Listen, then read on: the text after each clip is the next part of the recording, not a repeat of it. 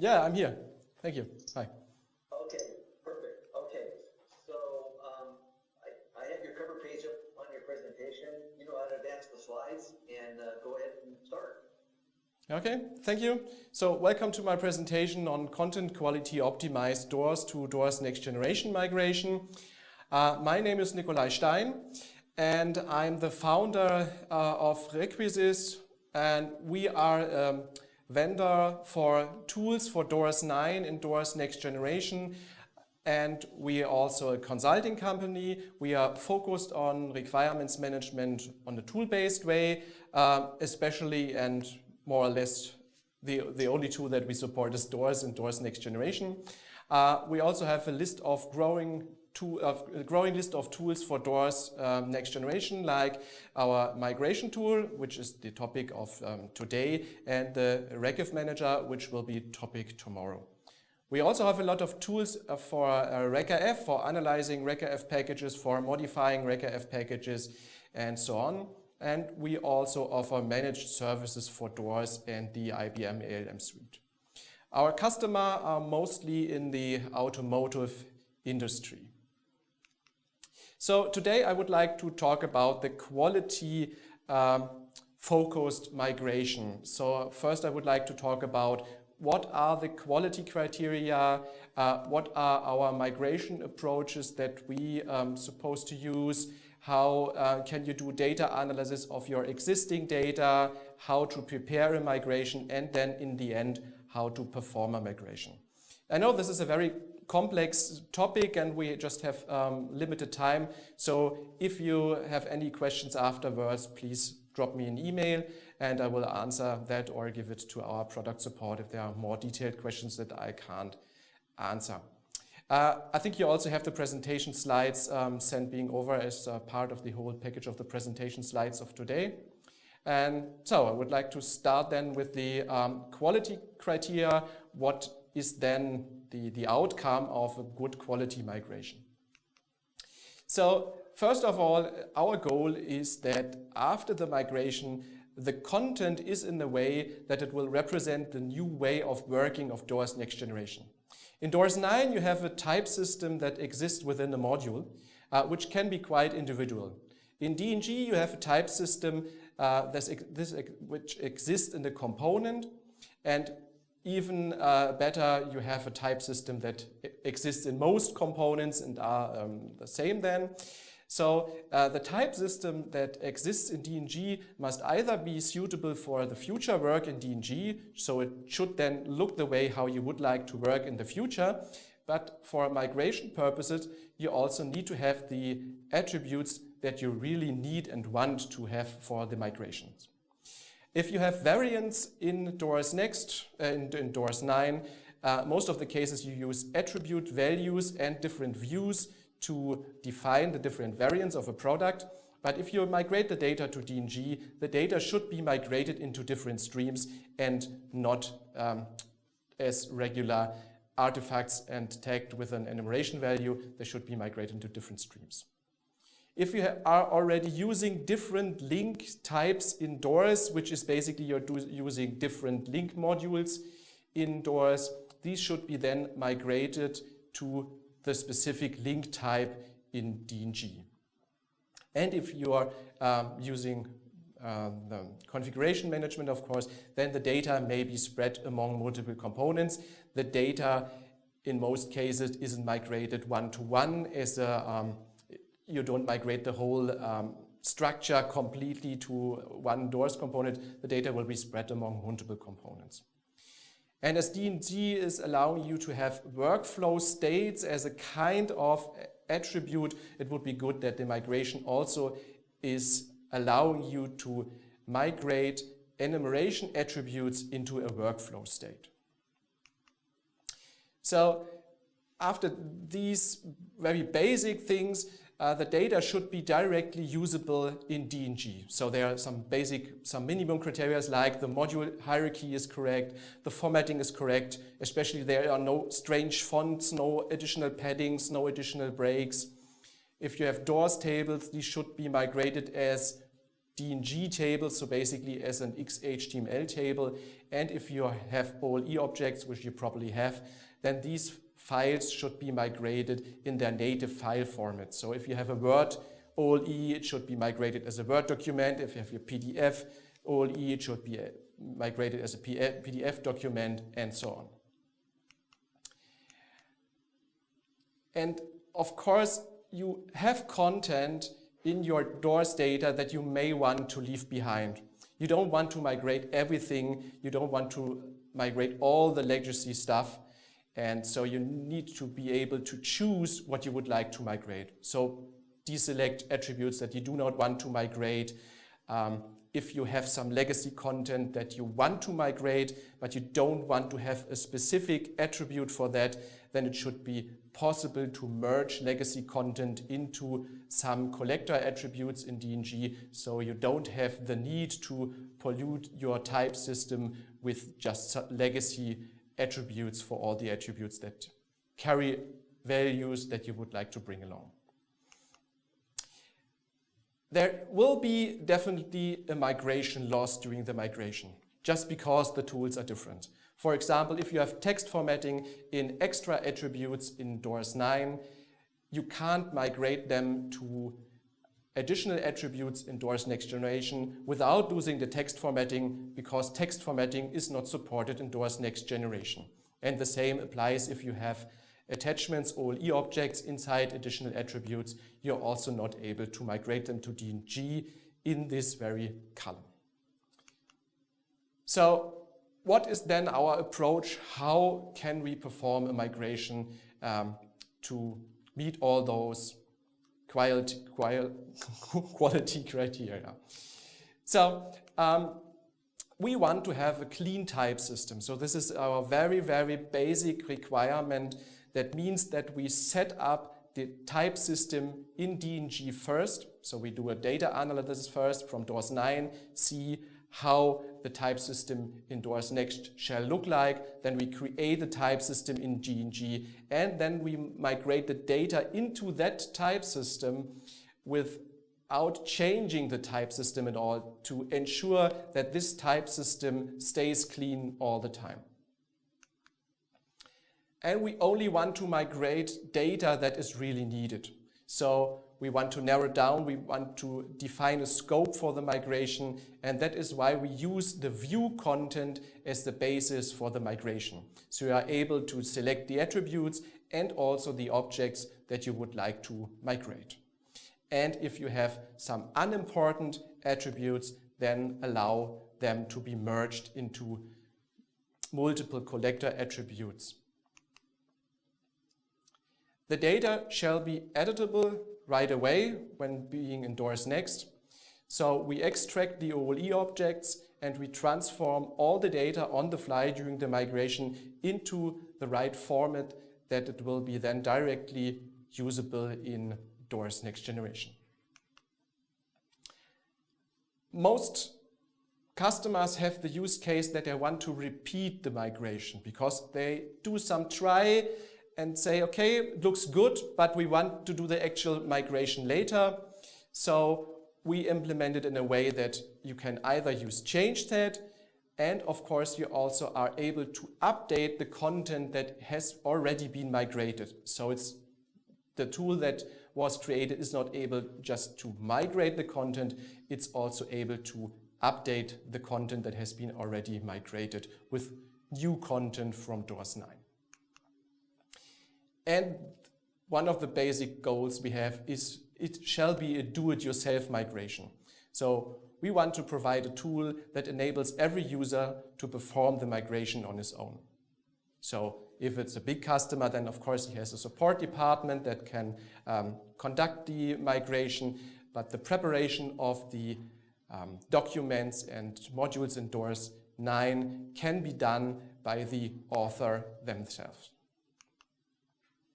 And of course, if we are in the area of DOORS 9, you have DXL scripts and DXL scripting, and so this tool shall also be used using a DXL API, so you can automatically do the migration, repeat migrations and synchronization, for example, as a batch job. So we start by defining the DOORS next generation type system. So first, we need to do a data analysis of the existing types in DOORS 9. So the types, the attributes, the enumeration values, and then from this information, define a target type system in DNG, define what attributes you need and what kind of attributes for the legacy data you need. Then from this, define kind of mapping rules and prepare a DNG template. Afterwards, a component template so that the type system can be easily applied to new DNG components. So how does this work? We start by doing an analysis of all the DOORS modules. Then we create a list of attributes where all those attributes have been counted, how often they are used. Then we define the list of the most common attributes that shall be directly represented as an attribute in DOORS next generation afterwards. And for all the others, we build a kind of thematic cluster for these attributes, like review information, responsible person information, comments, and whatever, to have a kind of cluster where all these other attributes can be merged too. For the most common attributes, if these are enumeration values, enumeration attributes, then we also create a list of enumeration values that are used within these most common attributes, and then define which enumeration values shall be used in DOORS next generation afterwards as an enumeration value, and to see if the other values shall also be migrated or mapped to an existing value. For example, it happens quite often that you have multiple writings for the same value, and then of course after the migration you want only to have one enumeration value, and all these values that are meaning the same but they are written different shall be then mapped to the same value. So in the end, you end up by a DNG data model or type system where you then have all the most common attributes in, the most common enumeration values, and collector attributes for each cluster you have defined up front. And from all those information, you create a DNG component that you can apply on your new DNG components. And once you have done that, you have all the knowledge to create a mapping rules. That means that you create a list what attribute in DOORS 9 shall be what attribute in DNG afterwards, use regular expressions to make the rule set more easy, and so you are able then afterwards to prepare your DOORS modules for the migration without having the need to create the mapping in a manual way. To do the analysis, there is also a tool directly built in, which is the migration matrix, which you can use to count all the objects and attributes and so on. But as far as I know, it does not offer you the ability to count the enumeration values, for example, and how often they are used. So we have created additional DXL scripting for doing the analysis first, which allows you to create CSV export files that contains a list of all the attributes, all the enumeration values per attribute, and so on. And we put this then in a regular Excel sheet, a regular pivot Excel sheet, where you're then able to navigate inside, open an artifact type, for example, see what attributes are in there, how often they are used, and if you double click the number, you get a list of all the modules where this attribute has been used, for example. We do the same also for all the attribute types and the corresponding objects, and also for the attributes that have the same name but different types. So this is basically the screenshot here. You have multiple objects having the same name but different types in behind. So you also find those and then to identify how you would like to deal with them afterwards. Same applies to the enumeration values. So you can see for each enumeration literal, for an enumeration attribute, how often this value has been used, and then decide whether you would like to spend an enumeration value for that or not. In the end, this tool allows you to create a superset of all the attribute definitions that have been found into one single doors module, where you can do some basic cleanup to remove the values that you don't want, remove the attributes you don't want, and so on. And then you can create a reqrf package and import the type system in DNG without having the need to create all the attributes in a manual way. There is, of course, some minor cleanup in DNG needed afterwards, but it will ease the process of creating the new artifact, new type definitions, new attribute definitions, and so on.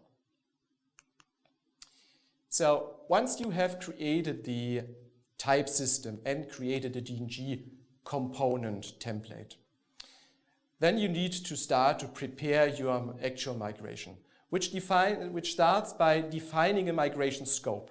Means define which modules shall be migrated, which attributes, which objects, and if there are variants inside, to see how these variants shall be migrated. Shall we use multiple streams? Shall we use a tool like pure variants? How shall this variant information shall be migrated?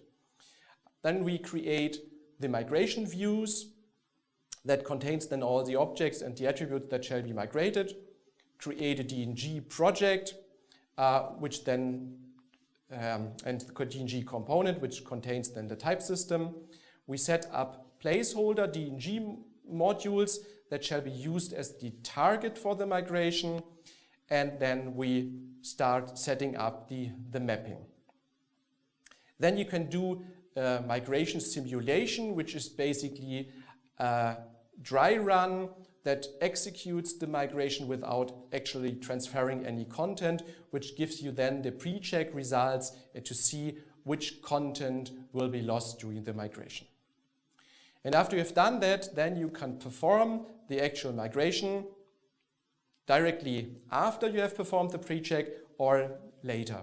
So basically, there is a kind of gap between the migration simulation and the migration, which can be several months, just a day, whatever. So once a module is prepared for the migration, you're ready to start any time to perform the actual migration. So, and this is then what ended up in our product. It's called REQUISIS Mix.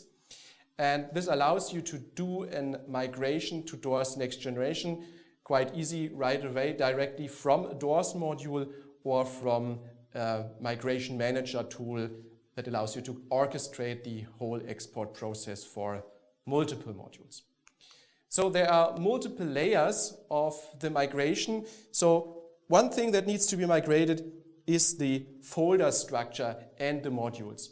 So we provide a DXL script that creates all the structure in the desired DNG component for you by cloning the module, the folder structure, and creating the modules in the corresponding DNG module type. Then we have a migration manager that allows you to keep track of all the modules that you migrate for a certain project. And we have the actual migration and all the preparation stuff, which can be individual for each module, but what can also be orchestrated by the migration manager. So the part data mapping, for example, is something that uses a rule set in behind that can be automatically applied to all the modules that are listed in the migration manager, but it could also be applied on each module individual. So we have a kind of three-step procedure. One is to create the structure in DNG and the placeholder modules, which are empty modules, and connect these empty modules to the DOORS modules. And this can be done either manually, one by one, or by the DXL scripting automatically. And the normal process It's always done for each module, so the migration manager will execute the migration for each module one by one. And the normal process, if you do it manually, would be you start by connect to the module, which connects the doors module to the DNG module. You select the view that you would like to migrate. You select an attribute that contains an enumeration value that allows you to map this object to an artifact type in DNG, so that this enumeration value is being used to distinguish which artifact type this object shall be then after the migration in DNG. Then there you have the rule set that are automatically applied according to your defined rule set, and a manual mapping for all those attributes that could not be automatically mapped because you didn't have them in your mapping rules. So this is just single click. We will see afterwards in the tool impressions how this works.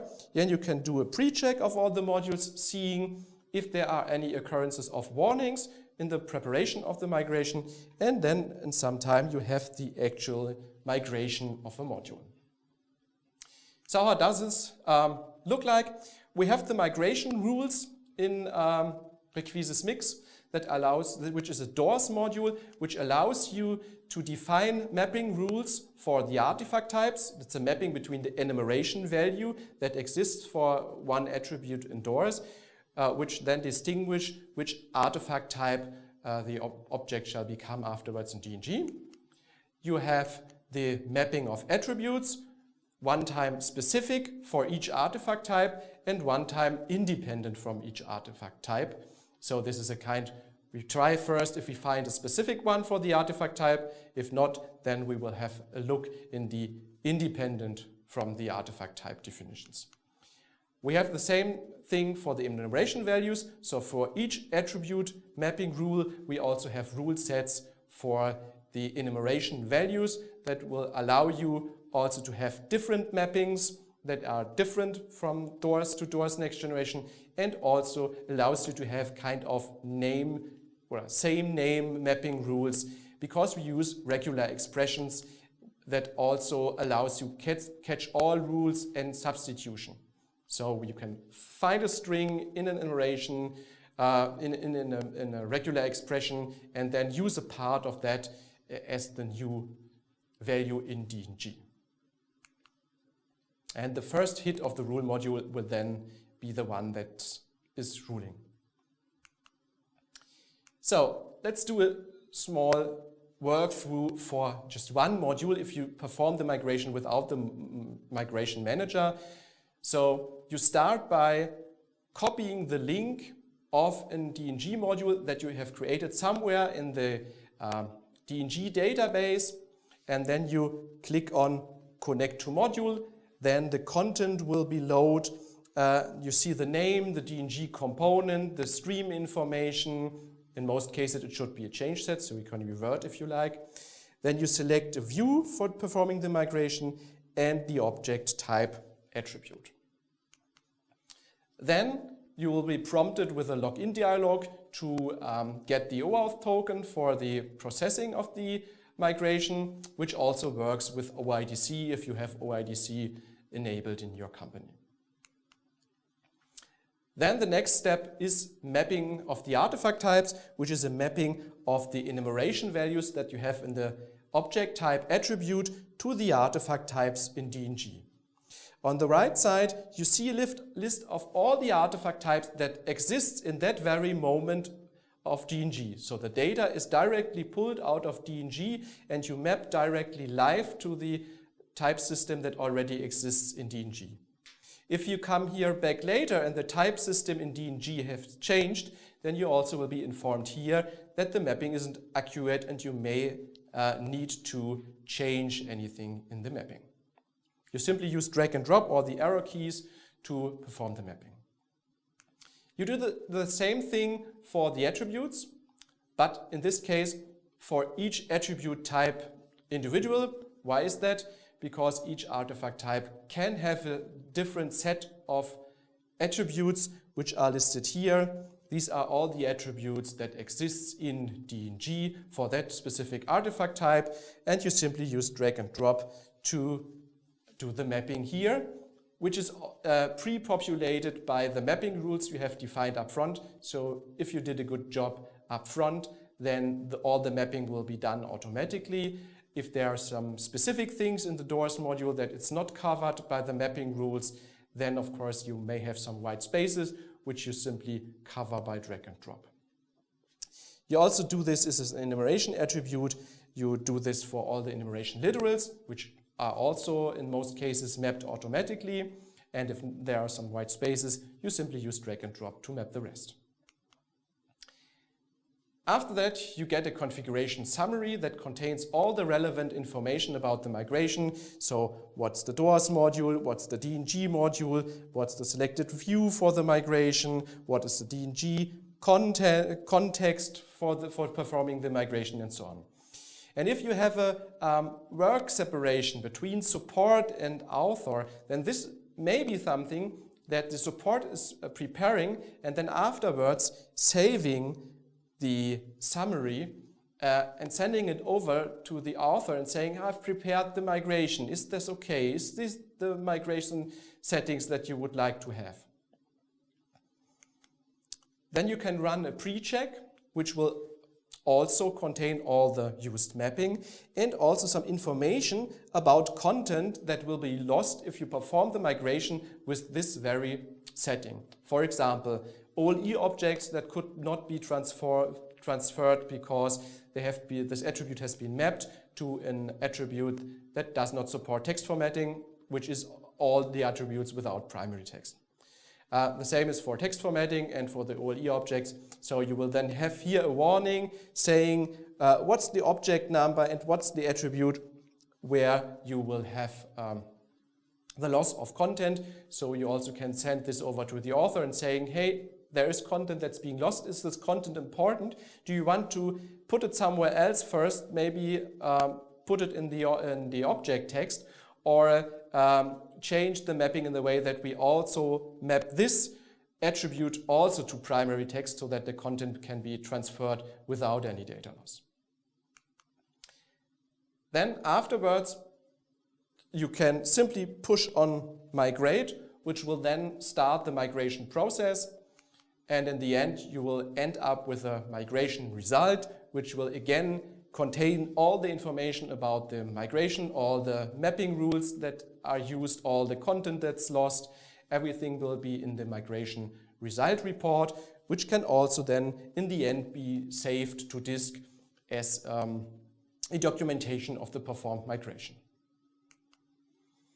You also have the ability directly in the tool to open a synchronization history, which will give you information about all the exports or migrations or synchronization processes of the current module. When has it been migrated? Where has it been migrated? Who did the migration? What was the result? And so on, to see what is the migration status.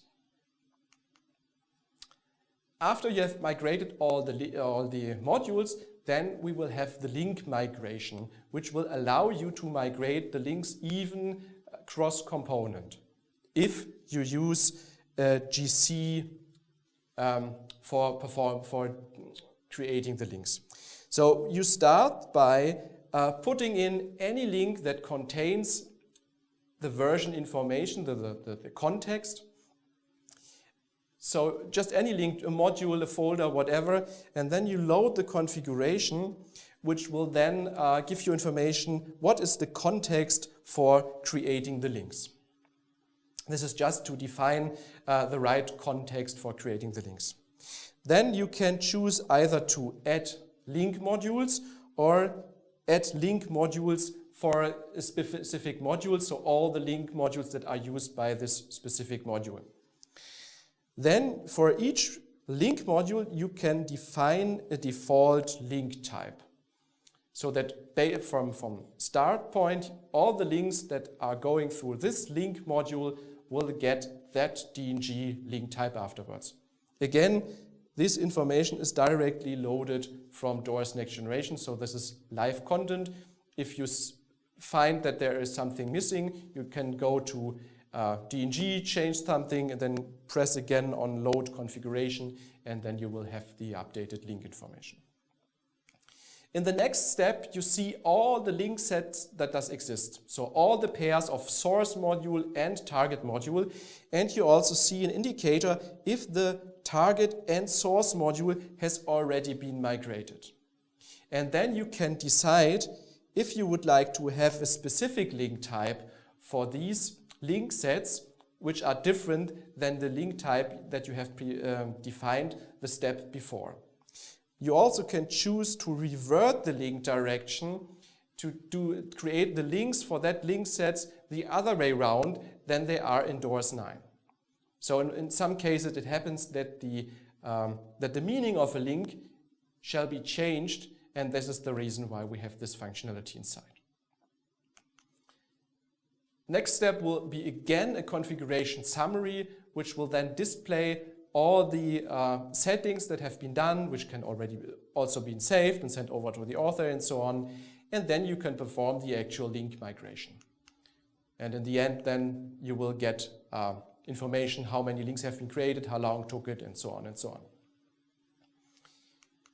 After the migration, as we do the migration into change sets, you are able to review the content, and then if you are satisfied, deliver the change set, and if not, then just throw the change set away, discard the change set.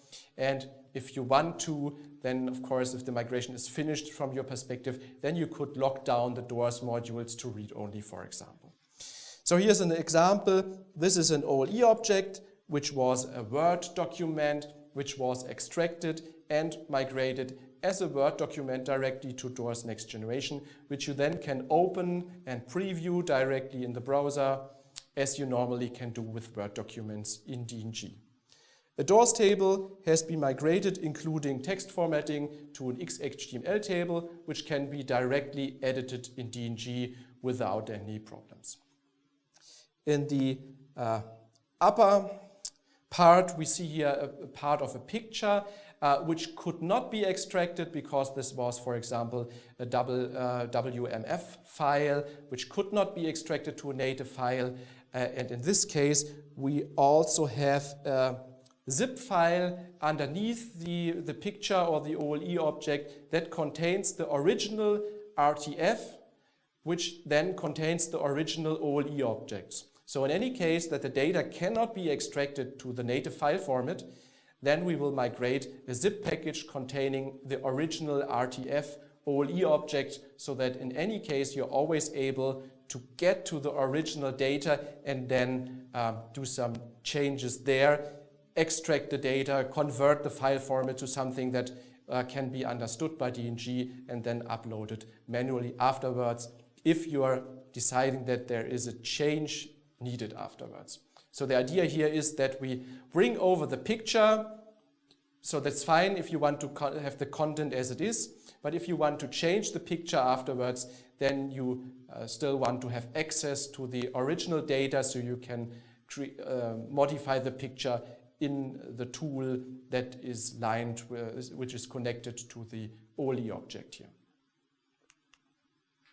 So just to summarize, what are the key facts of our tool?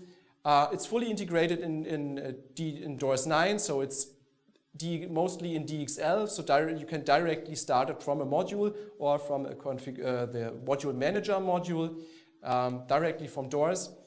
We are doing live mapping to the type system from DNG, as we are using the REST APIs of DNG for all the actions, so for getting the type system and also for performing the migration. We have automatic pre-checks to identify all the data loss that will exist during the migration. We have direct transfer, so there's no need of exporting data and importing data into DORS Next afterwards. We will directly push the content from DORS to DORS Next Generation, but you don't have OSLC or DORS Web Services enabled, as we are using our own implementation for performing this OSLC migration. We have a process in 2 stages, which allows you to separate the workload between support, author, or some additional service company that is performing the migration. which allows you to separate the mapping and the pre-check and the actual performing the migration. And we're not only offering migration, we're also offering to synchronize, which is then, of course, a good use case if you, for example, want to migrate one project which is connected to other projects which are not yet working in DNG. So you're able to migrate and synchronize the content from these projects also already to DNG, even if they don't work in DNG. So they still work in DOORS 9, but you're pushing the content regularly towards next so that the other project that is already working in DNG will get updates from these artifacts that then are all already pushed to DNG regularly. And we have really extraordinary usability so that really every user without any big, deep knowledge of DNG is able to perform the mapping and, of course, actually also performing the migration, as performing the migration is just a single press of a button. Some other unique selling points to add here. I think we really have the best migration results when it comes to quality because of all those content that will be optimized for DNG so that you can start working with the content right away afterwards. And we have a really separation of type system and data. So during the migration, we will only transfer the data and the type system has been set up before and in a separate process. You don't need any expert, so it's do it yourself. It's really efficient. So for a module with about 1,000 artifacts, it takes 2 to 3 minutes to migrate the whole module from DOORS to DOORS Next Generation. So this is about, for a huge module with 10,000 artifacts, it's about 25 minutes. We're using content optimization. I think I already talked enough for this. And we have the ability to repeat the migration. So this, we call it shadow migrations of content that's still managed in DOORS is also available. And we allow you to do migrations of attribute-controlled variants into different streams, which means that you first migrate the 150% spec into one stream and then do an update on the structure on the other streams, for example. Or if you want to have it other way around, that you only want to migrate all the common attributes to one stream, then you start by this, and then updating the whole modules in the different streams with the specific variants. We have some advanced functionalities implemented here for variant handling. We also have then created additional DXL layout scripts which can be added to the module. So we treat DXL layout columns during the migration as a regular string attribute. So we're able to migrate the content of the DXL layout column also as regular content. So we have implemented DXL layout columns that allow you to transform your variant information that you have coded in different enumeration values into pure variance formulas. So you prepare the module before the migration by selecting what are the variant attributes and so on, and then there is a formula that's being created and that will then be migrated as the content as it is. Yeah, for updating the modules, it's even quite easy. You already set up everything, so if the type system has changed, you may need to adapt the mapping if, for example, an attribute was removed or renamed in DNG, and if not, you simply push the button migrate and then the content will be updated in DNG. And you also can use the DXL API to perform this migration or synchronization step, which also can be scheduled as a batch job and run, for example, every night.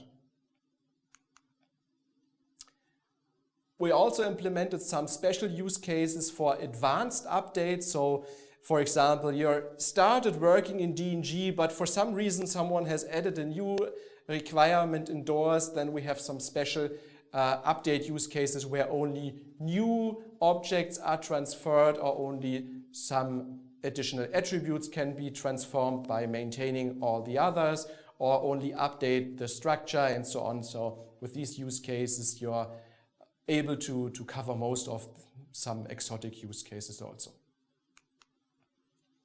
So some of the key facts for the link migration: we can create links across components if you're using a GC stream as a link target. We create the links between the artifacts in the module context, so the binding artifacts. We do not link the base artifacts. We have this link mapping, link type mapping, and we also can change the link type on update, which means we will delete the link. We can optionally, if you select this option, delete existing links between the two artifacts and then create a new one, because I think it's not possible to have two links between the same artifacts within the same context. So in this case, we need to delete the link first and then create a new one if we want to change the link type. What are the prerequisites to use the tool? First, the type system in DNG needs to be there, so you should have done a good data analysis up front. You need to create a migration view in the module that contains all the content that you would like to migrate. There's also the possibility to have a list of attributes that will be migrated all the time, so they don't have to be in the view, as we have this 32 attributes limit per view, so you could add those attributes to an additional list for performing the migration, even if they are not part of the view. But you can define a filter in a view if you only want to migrate a part of the module. An object type attribute must exist in DOORS. In most cases, most of our customers have kind of enumeration attribute that says, is it a requirement, is it information, is it a heading, is it whatever.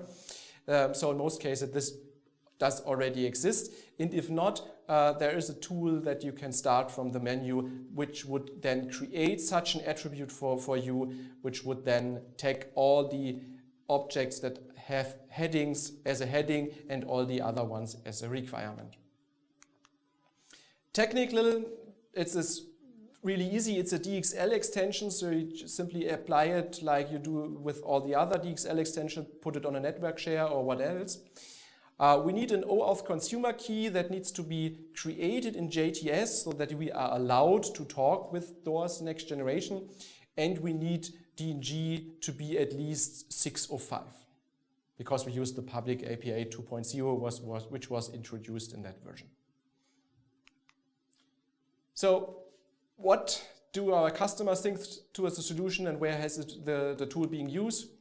So we have customers all over the world that are using our tools here, and specific this tool, and they all do the migration on their own. So we don't perform the migration for them. We only do some consulting upfront in the phase of the data analysis, for example, or to assist in special update use cases. But they all run the migration on their own. For example, we have a big major car manufacturer in Germany, which has introduced the tool, I think 2 years ago, and this has been set as the tool for migrating all the requirements from DOORS 9 to DOORS Next Generation. These migrations are always project-wise, so for a specific part, if the project is in a phase where, for example, the supplier has been selected or we are starting a new car line, then is the time to shift the data from DOORS 9 to DNG, and then they start working in DNG once they're ready, once they have been trained and know how to work with DNG and so on. So they don't have a use case for a big bang migration. I mean, the DOORS database is really huge, so it would be a real issue if we want to migrate a big bang over a weekend or so. So also because of scaling, it's problematic to have a big bang solution here, but also for training purposes, it's important that they choose the right time to perform the shift from DOORS to DOORS Next Generation for a project or a car line. We have multiple tier 1 suppliers.